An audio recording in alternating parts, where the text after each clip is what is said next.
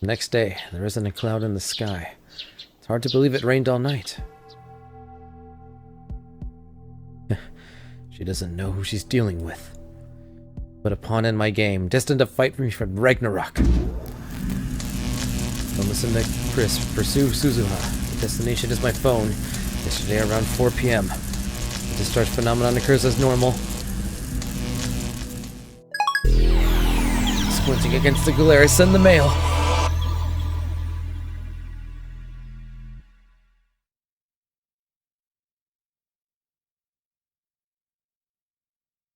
The sensation of reading Steiner activating, so I know Suzuha's ours. Step outside and look at the front of the building. What belongs there has returned. Morning, part-time warrior. What's up? Slacking off. Not like anyone's gonna come. Besides, I was up all night partying. I'm really tired. You were partying? With who? You drinking? Okabe Rentaro? Big no-no. You're only 18. There's been a lot of big no-nos tonight. We've shifted from a world line where we failed to stop Suzuha from leaving to one where we succeeded. As a result, the events of yesterday changed. You couldn't find your father, so we held the Last Supper to make you a test subject, correct? Yeah, I remember you saying something like that. Thanks for all your help yesterday. My memory's a bit fuzzy. Remind me again how we captured you? Wait, were you really drinking last night? Just tell me. Well, I was on my way home from the time machine meet when... Oh, wait a second. Time machine meet? Yep. It's the same offline meet that Dara was going to. Is that where your father was supposed to appear? I said so yesterday, didn't I? So you were going home and then... You, Ashida Taro, and Shina Mayuri appeared out of nowhere. You brought me to the lab and we partied all night long. But my pursuit of Suzuha was a resounding success. Yesterday sure was fun. Would have been more fun if not for Makase Kurisu. The apple pie she made was deadly. But Furushibara Luca's curry was awesome. Your lab seems kinda like a clubhouse. It's nice. Everyone gets along and you're always smiling. I've never had so much fun in my life. I wasn't making it up, as the video saved in my phone could attest. While I have no memory of doing so, I must have shot it last night. Part-time warrior, as promised, you are now my test subject. But I already told you, I don't know his email address. And we'll have to postpone the experiment until you find out. By the way, the phone wave name subject to change. Used in the experiment is our lab's greatest secret. You must become a lab mem to guarantee your silence. Lab mem? Short for laboratory member. When you become a lab mem, you become one of us. Can I really join? You don't have a choice in the matter. From this day forth, you are lab mem 008. I guess I don't have a choice, huh? I'm all yours. Not gonna leave? Nope. Maybe there's still a chance to find my dad. You're a lab mem now. If there's anything we can do, you need only ask. By the way, do you have any leads? My father calls himself Teeter. Wait, Teeter. Isn't that Teeter? You know about him? He might be using a different codename, though. I don't just know about him. He's been active on that channel for the past several weeks. This solves the puzzle. Your father is on that channel. Look, There's someone posting under the name John Teeter. His name's not John. The name my father used was Beryl Teeter. Chapter 5, Dogma in Event Horizon. Alright, let's see. We'll go about 30 more minutes. Then we'll call it a night. I open my eyes to a deep scarlet sky. The sky is vast and the color ominous. I've never seen it like this before. Where am I? Why am I here? I don't understand. Thirsty. It hurts to breathe. Void is no place for a human. Who am I? I can barely recall. My soul is melting into the void. Is someone there? Anyone? Something moves in the corner of my eye. Found you, Ocarine. Pleasant voice silenced the buzzing in my ears. I see a girl. She's sitting on a nearby rock. This is the Earth, 70 million years ago. Some scary people sent you here in a time machine. This is a dream, right? Mayushi went looking for you and found ocarines from many, many world lines. One of many ocarines and also the original. Mayushi is one of many Mayushis and also the original. And now, Ocarine and Mayushi are going to die here. Damn.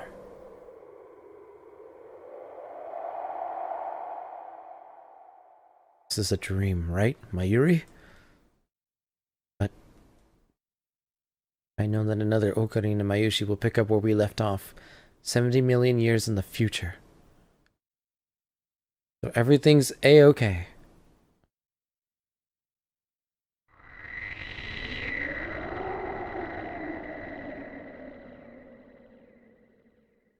This is a dream. Damn. 70 million years? The hell?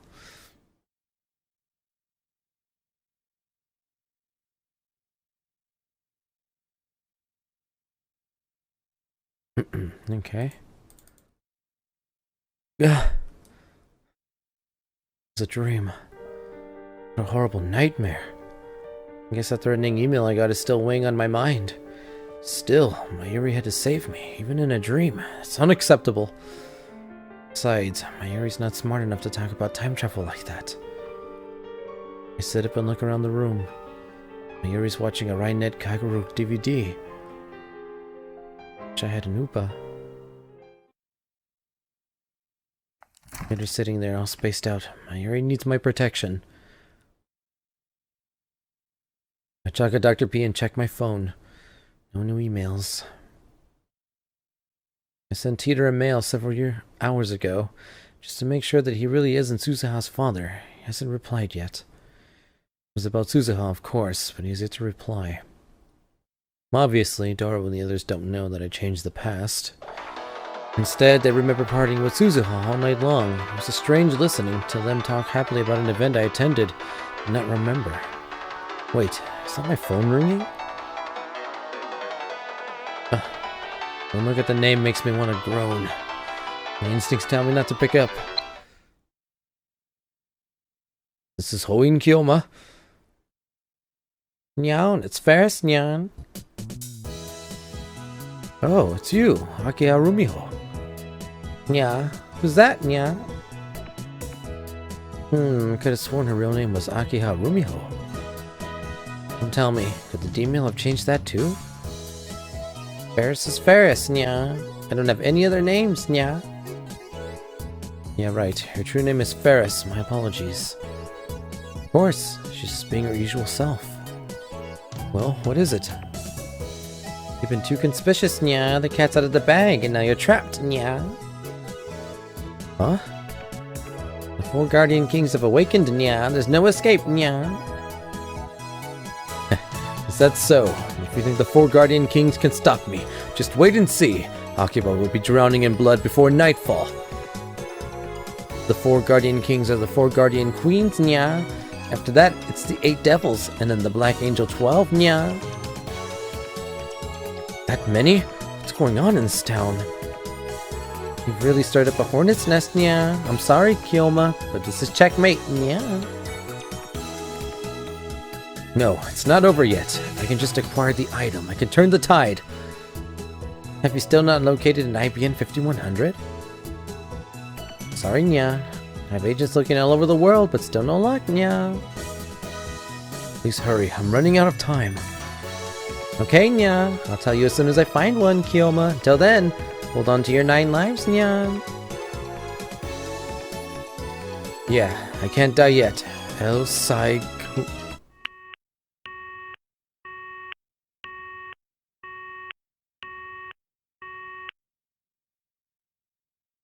Damn it. That's why I hate talking to Ferris. I'm always getting hung up on. What's with that? This time around, my search for an IBN 5100 is going poorly.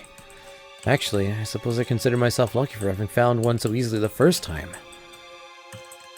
I mean, the IBN 5100 is practically an urban legend. There are people like Moika who've spent months searching with no success. Last time it barely took me 3 days to reach Yanabayashi Shrine. Almost as if something was guiding me there. It was fate. No, it was the choice of Steins Gate. That's why its loss is so painful. That's why they call it the Phantom PC. I read on that channel that some collectors will pay millions of yen to buy one. IBN 5100's a serious business, man. They have that high a premium. People must know their secret, and they're all after the data in CERN's mainframe. Don't get it. How come they're so expensive? I mean, I guess they were pretty expensive to begin with. Looks like one cost about 20,000 back in the day. 20,000. That is expensive.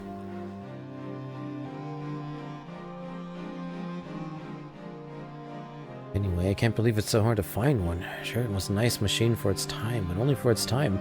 You'd have to be crazy to want one now. Maybe it's one guy buying them all up. The harder something is to obtain, the stronger the desire for it becomes. That's how people are. That's exactly how I feel now. Not just about plunging the world into chaos anymore. We need the power to oppose CERN's evil ambitions. And there's that threatening email to consider. We're way out of our league here. That's why we need a trump card to hold against them.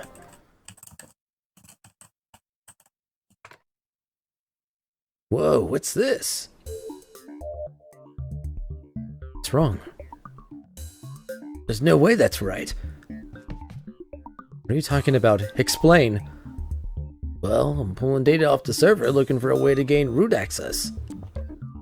These files are downloading crazy fast. I mean, we're talking light speed here. Hard to believe, but for some reason the area has a direct fiber optic line to CERN. Several lines, even. Direct? What do you mean? I mean, there's literally a fiber optic cable running from underneath this building to CERN's headquarters in France. That's strange. Yeah. Have a look. This is the route we used to visit the National Assembly of France's site. Starts from our IP address. From there, it passes through various relays in Japan, jumps to France, then bounces around there for a while before finally reaching the National Assembly site. Takes 16 steps total to get there. Average transfer rate is about 300 milliseconds. It's normal for an overseas connection. In other words, there's a route we have to take to get to France from Japan. Everyone takes the same route. Other countries are the same. Even browsing domestically takes about 10 steps. Now let's try CERN. There's only one step. The transfer rate is hundreds of times better than usual. Crazy fast. Can't even get these numbers domestically, man. Compared to the also France-based National Assembly website earlier, the difference was staggering. Why do we have a direct line? Is this even possible?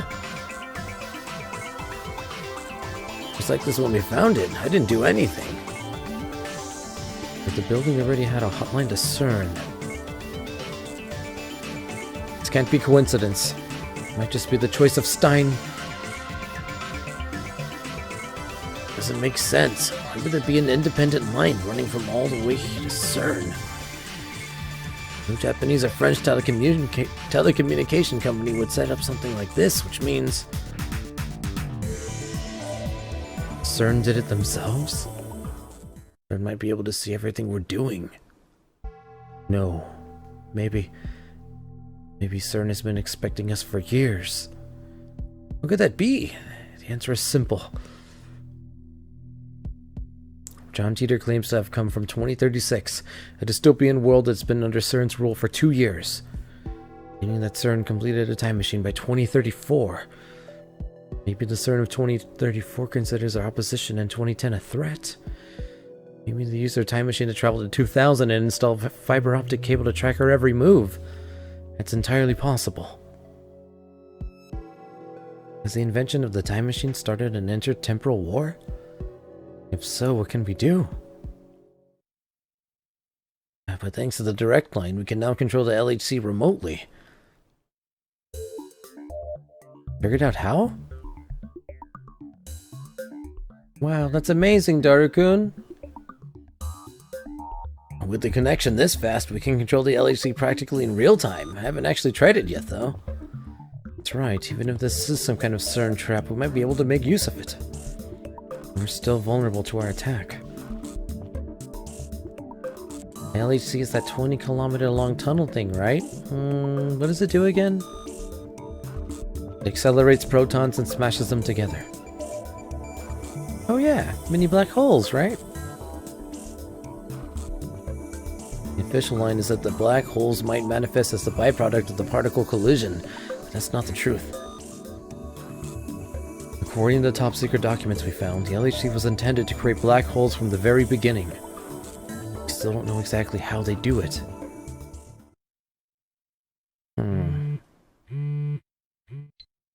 Damn, it's from Suzuha. Did I reply? It's easy to pretend to be someone you're not. Ultimately, however, there's no escaping the contradictions between your false self and the real you. It's a paradox, and paradoxes can't hold. I tried to tell myself that I didn't need anyone, that forming bonds would only hurt, but somehow I ended up joining your circle of friends. I still don't know if it was for the best. No, I'm sure it was. Without you, I would have given up on ever finding my dad. I don't know why I wrote all this. I guess what I'm trying to say is thanks. Are we sharing confessions now? Be careful to whom you expose your innermost feelings. They may use them against you. There, that should do it.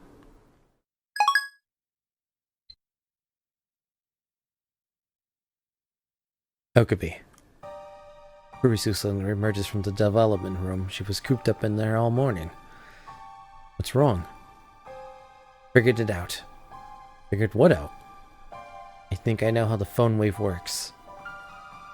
Really? Keep in mind that this is just a hypothesis based on what we've observed. It's closely related to what you guys were just talking about, the LHC. I believe it was you, Christina, who called the LHC the world's largest microwave.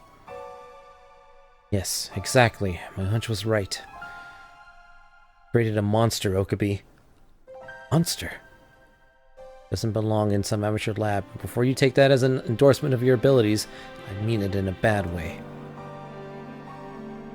Push the IBN 5100 in a direct connection to CERN for my mind to give Kurisu my undivided attention.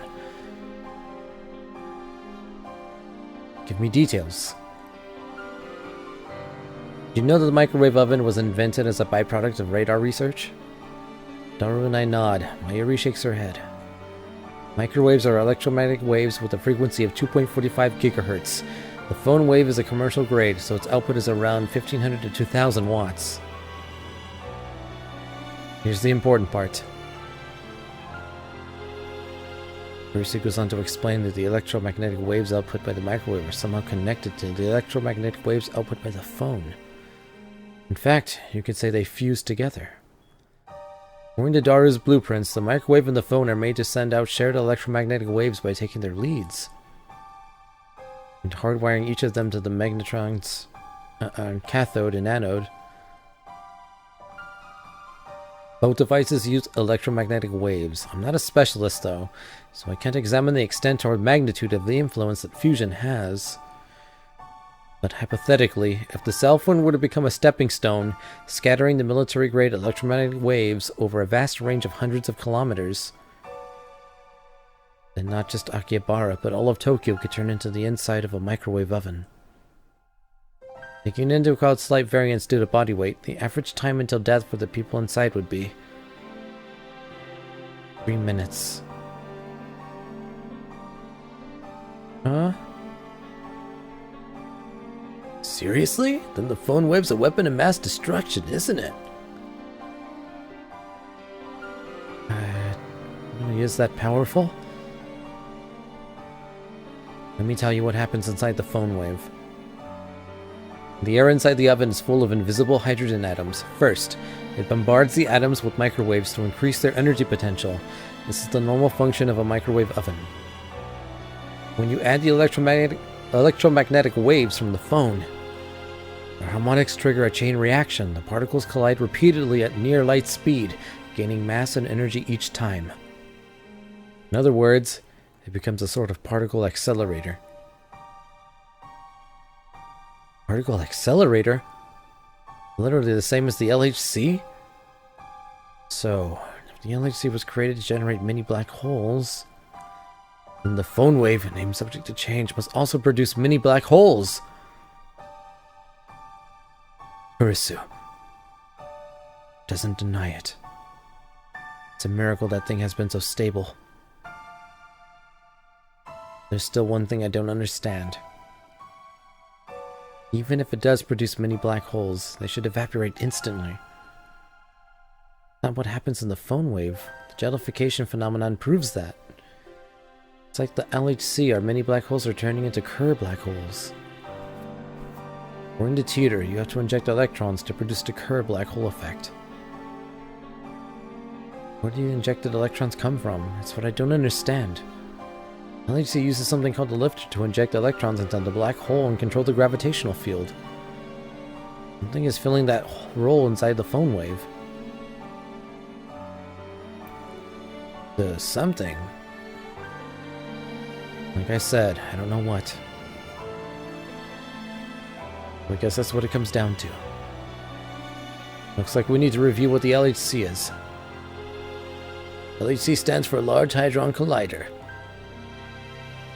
Hadron? The name of the elementary particle. The LHC is basically a huge circular tunnel underneath Switzerland and France. It sits about 100 meters below ground and has a total length of 27 kilometers. There are 2 rings that run through the tunnel. Inside the rings is a super low temperature vacuum, an environment like other space. Basically, seriously moe. In an adjacent facility, protons are gradually accelerated by the linear accelerator, the proton synchrotron booster, and the super proton synchrotron. Finally, they're injected into the LHC, where they undergo their final acceleration via a series of superconducting magnets installed in the tunnel. By now, they're traveling up to at 99.999991% the speed of light. That's enough to melt your brain, not as dangerous as the phone wave, though. Finally, the accelerated protons collide approximately 1 to 10 billion times per second. The purpose of the LHC project is to study the high-energy reactions that result, or so they say. We know they're a bunch of stinking liars. And that, my fellow lab members, brings us to the question, can the phone wave, named subject to change, beat CERN to the true physical time travel? 2 problems. 1. Setting the destination. 2. The lifter. We've already established that the D-mail arrives precisely when and where it's supposed to. Dangerous to accept that without verification. As for the lifter, we already know it exists. We just need to figure out what it is. I don't think we're gonna find out. The phone wave's not exactly big. Big, you know. And we've been poking at it for days without turning up a clue. Even if we do find it, it'll take forever to learn how to turn the electron feed properly. How long is forever? CERN's been working on it for 9 years and they still haven't solved it. We're just amateurs, so it's bound to take even longer. Let's look at it from a different angle. CERN tried to send people back in time, but they couldn't get the electron feed right. The singularities were not naked. It's the same with the phone wave, named subject to change. You can only send 36 bytes of data safely, otherwise you get a jelly man. Let's consider the problem in reverse. What if we convert a human to data, then compress that data into just 36 bytes? We could send that person through the ring singularity just like a D-mail could. Couldn't we? Convert a human to data? That's not even possible, man! And even if it were, they'd be like exabytes of data or something. You want to compress that into 36 bytes? Are you high? I thought it was a good idea. Guess it's not that easy. The barriers to time travel are just too high. Of course, if it works, then maybe we can do it. Do what? Time travel? Are you serious? The data compression part at least is easy. We can just use the black holes created by the LHC since black holes compress everything they swallow. Compression won't harm data like it would a human. As long as we're just sending data, there's nothing to worry about. How do you plan to convert humans into data? You know that my thesis got published, right? This is no time to flaunt your accomplishments. Have you read it? I haven't. Got scans if you want to read it. The title of my thesis is Analysis of Memory-Related Nerve Impulses in the Temporal Lobe. Temporal lobe? Nerve impulses? What? You didn't know? No, wait, this can't be right. This title sounds like neuroscience, not physics. I'm a neuroscientist, got a problem? And the way she talks about particle accelerators and time travel theory, I was sure she had to be a physicist. No, forget about that. How is this related to time travel? Converting an entire human to data is impossible. But converting a human's memories may be possible. Converting memories to data? Imagine a chest of drawers. Each drawer is filled with tiny boxes, and inside each box is another bunch of tiny boxes. You keep opening boxes until you find the memory you're looking for. Now, before you ask how this relates to time travel, there's one more thing I need to explain. Several years ago, my lab, the blah blah blah. Learn to speak. The neurophysiology lab at Victor Candoria University developed a technology called visual rebuilding, or VR for short. Put simply, it enables conversion of video data into nerve impulse signals. Used in reverse, it can also convert nerve impulses into video data, or any other kind of electronic data. So if we combine VR technology with my research, you see where I'm going? No way! We can convert memories into data. Not just that. Memory transplantation, backups, external storage, all of those things become possible. It's like science fiction. In a sense, this technology could be used to copy a person's soul. So basically, what you're saying is that we convert the subject's memories into video data. Use the LHC's black hole to compress that data into 36 bytes. Send that data through the Kerr black hole inside the phone wave named subject to change. And finally, imprint those memories on the subject's brain in the past? What does that mean? We can send our memories back in time. In order to differentiate it from physical time travel, let's call it a time leap for now.